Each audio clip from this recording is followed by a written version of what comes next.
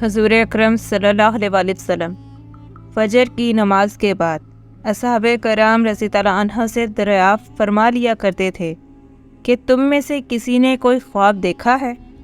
اگر کسی نے دیکھا ہوتا تو آپ صلی اللہ علیہ وآلہ وسلم اس کی تعبیر فرما دیا کرتے تھے۔ چنانچہ ایک مرتبہ جب آپ صلی اللہ علیہ وآلہ وسلم نے صحابہ سے دریافت فرمایا اور کسی نے بھی خواب کا تذکرہ نہ کیا تو حضور اکرم صلی اللہ علیہ وآلہ وسلم نے ارشاد فرمایا کہ آج میں نے ایک خواب دیکھا ہے کہ 2 آدمی میرے پاس آئے ہیں جو میرا ہاتھ پکڑ کر مجھ کو ایک مقدس سرزمین کی طرف لے چلے ہیں۔ کیا دیکھتا ہوں کہ ایک شخص وہاں بیٹھا ہوا ہے اور دوسرا ہاتھ میں زنبور لیے ہوئے کھڑے کھڑے اس بیٹھے ہوئے شخص کے کلے چیر رہا ہے، اور جب ایک کلا گدی تک چر جاتا ہے تو دوسرے کلے کے ساتھ بھی یہی معاملہ کرتا ہے، اور اتنی دیر میں اس کا پہلا کلا درست ہو جاتا ہے، مگر وہ شخص پھر اس کے ساتھ یہی عمل کرتا ہے۔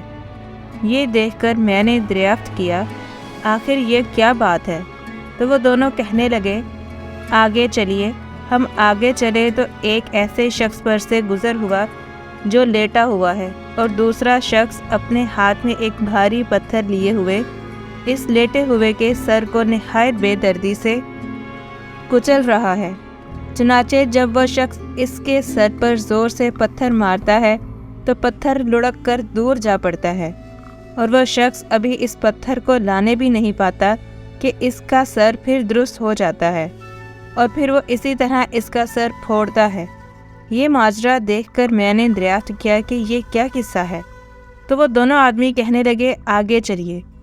جب آگے چل کر ہم ایسے غار پر پہنچے جو تنور کی طرح اندر سے کشادہ تھا اور اوپر سے تنگ، جس میں آگ دہک رہی تھی، اور بہت سے مرد و عورت اس میں پڑے تھے۔ جب آگ کے شعلے بلند ہوتے تھے تو وہ سب اوپر اٹھاتے اور نکلنے کے قریب ہو جاتے تھے، اور جب آگ نیچے بیٹھتی تو اس کے ساتھ نیچے چلے جاتے تھے۔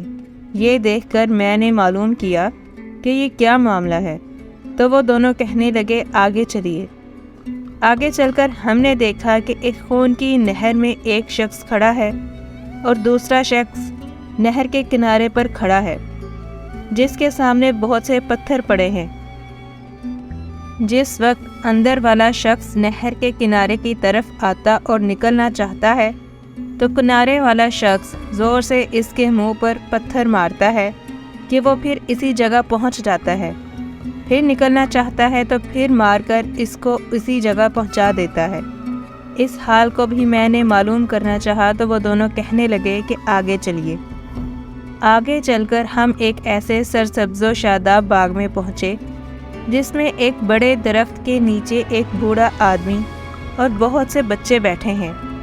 اسی درخت کے قریب ایک اور شخص بیٹھا ہوا ہے جس کے سامنے آگ جل رہی ہے، جس کو وہ دھونک رہا ہے۔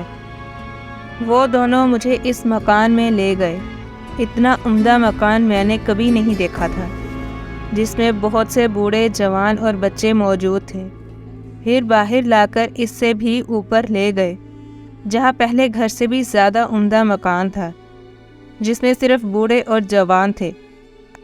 کہا کہ تمام رات تم مجھے لیے پھرے ہو، آخر ان اسرار کی حقیقت سے بھی تو آگاہ کرو۔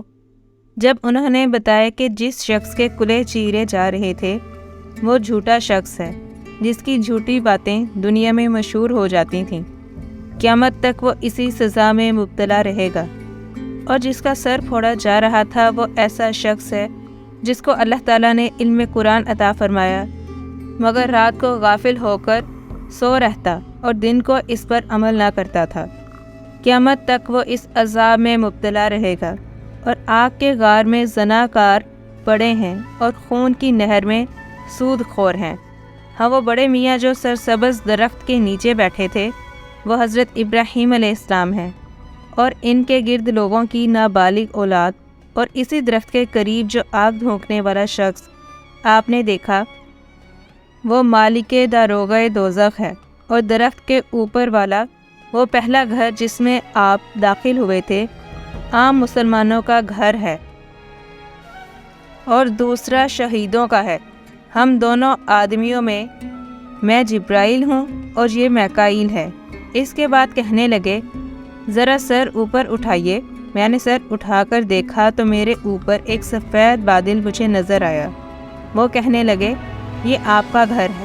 اس پر میں نے کہا تو مجھے چھوڑو، میں اپنے گھر میں داخل ہو جاؤں۔ اس پر انہوں نے کہا نہیں، ابھی آپ کی عمر پوری نہیں ہوئی، اگر پوری ہو چکی ہوتی تو ابھی چلے جاتے۔ حاصل، انبیاء کا خواب بھی وہی ہوتا ہے۔